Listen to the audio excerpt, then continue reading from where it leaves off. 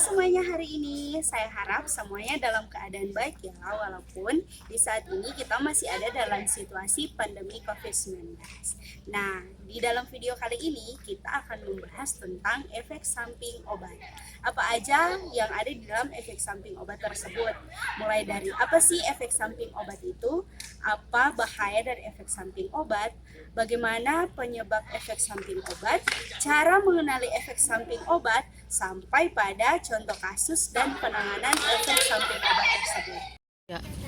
Sebelum kita lanjut ke videonya, saya akan memperkenalkan diri. Saya Juwita Sandra Dewi Tatara, NIM 1810110574, dan saya seorang mahasiswa farmasi dari Universitas Samratulangi. Nah, kita simak ya videonya.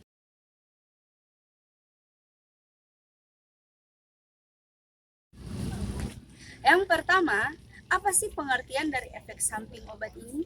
Efek samping obat menurut WHO yaitu respon terhadap suatu obat yang merugikan dan tidak diinginkan yang terjadi pada dosis yang biasanya digunakan pada manusia untuk pencegahan, diagnosis, ataupun terapi penyakit atau untuk modifikasi fungsi fisiologis.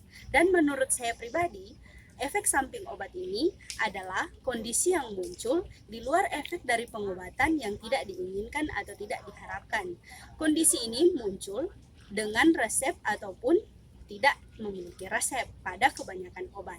Nah, muncul tidaknya efek samping obat ini tergantung dari personal masing-masing pasien atau yang menggunakan obat.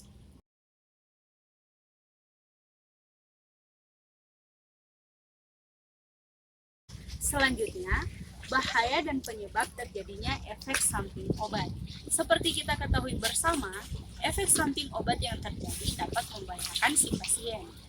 Seperti efek samping yang muncul pada bagian kepala, seperti pusing ataupun sakit kepala.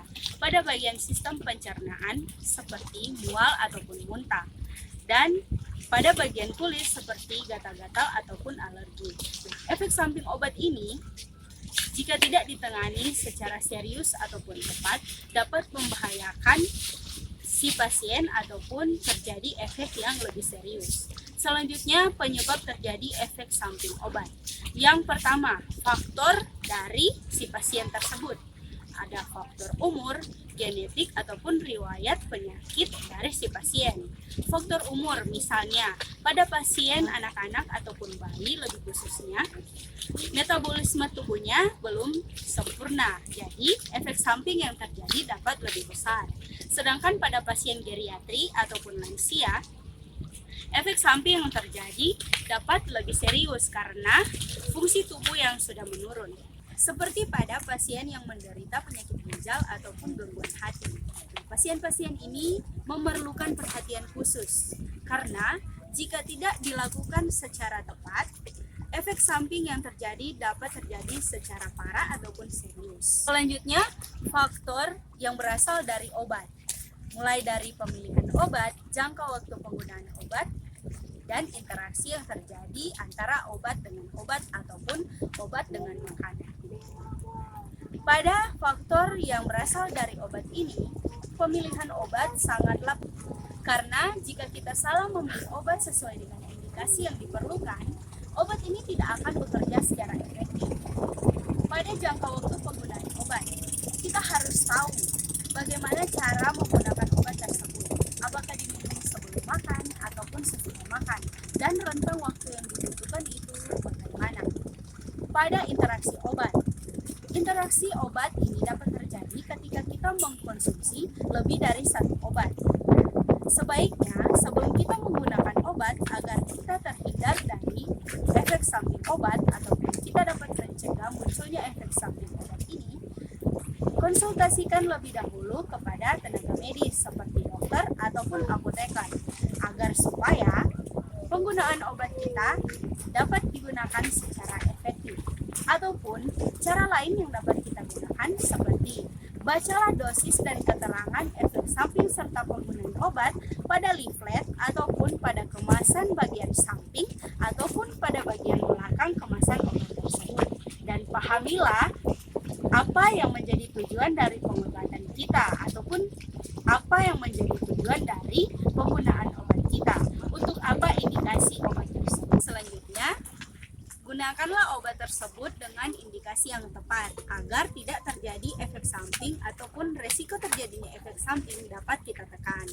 Nah, saran saya konsultasikanlah kepada dokter ataupun apoteker sebelum Anda menggunakan obat dan gunakanlah obat tersebut dengan bijak sesuai dengan aturan yang tertera pada kemasan obat.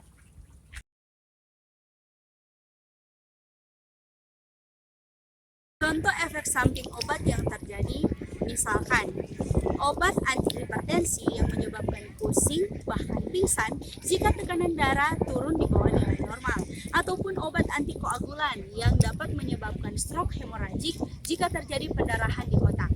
Nah, bagaimana cara kita mencegah terjadinya efek samping obat tersebut? Pencegahan yang dapat kita lakukan yaitu diperlukan ketepatan dosis untuk menjaga konsentrasi obat dalam darah masih dalam rentang terapi yang sempit. Later. Nah, itulah yang dapat kita ketahui seputar efek samping obat. Jangan lupa sebelum menggunakan obat, kita harus menanyakan hal tersebut kepada tenaga medis seperti dokter dan apoteker agar penggunaan obat kita efektif dan tepat indikasi. Tanya obat, tanya apoteker. Semoga bermanfaat.